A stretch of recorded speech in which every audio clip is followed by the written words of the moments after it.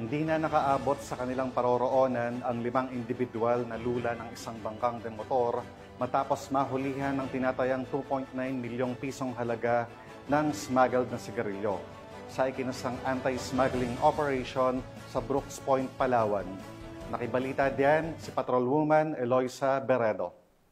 2.9 milyong pesos na halagang umanong smuggled na sigarilyo ang nasamsam at 5 individual ang naaresto sa isinagawang anti-smuggled operation ng 2nd Special Operation Unit Maritime Group Balabac Seaborne Command bandang alas 3 ng madaling araw noong ika-11 ng Agosto taong kasalukuyan sa karagatang sakop ng Barangay Maasin, Brooks Point, Palawan.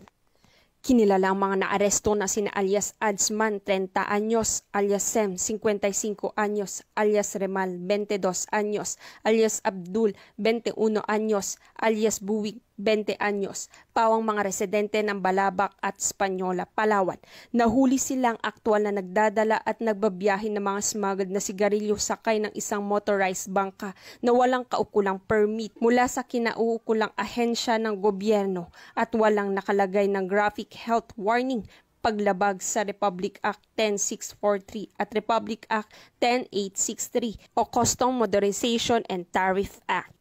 Nasamsam sa operasyon ang humigit kumulang 80 master cases ng New Berlin na sigarilyo na tinatayang nagkakahalaga ng 2,520,000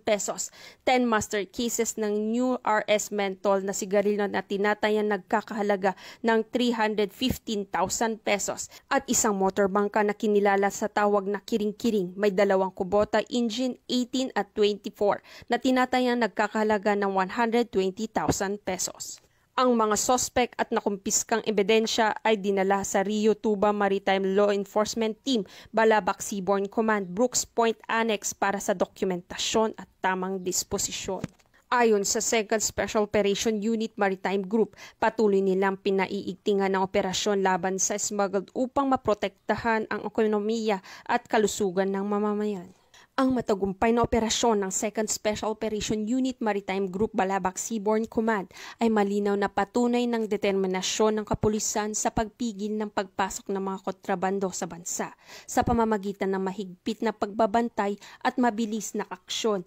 na mapigilan ang pagkalat ng mga produktong walang kaukulang permit at hindi sumusunod sa batas. Patuloy ang panawagan ng otoridad sa publiko na makipagtulungan at magbigay ng impormasyon upang tuluyang masugpo ang smuggling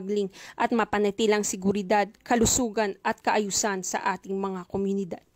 Mula dito sa Calapan City, Oriental Mindoro, ako ang iyong PNN Correspondent Patrolwoman Eloisa Joy Beredo, alagad ng batas, tagataguyod ng balitang pulis.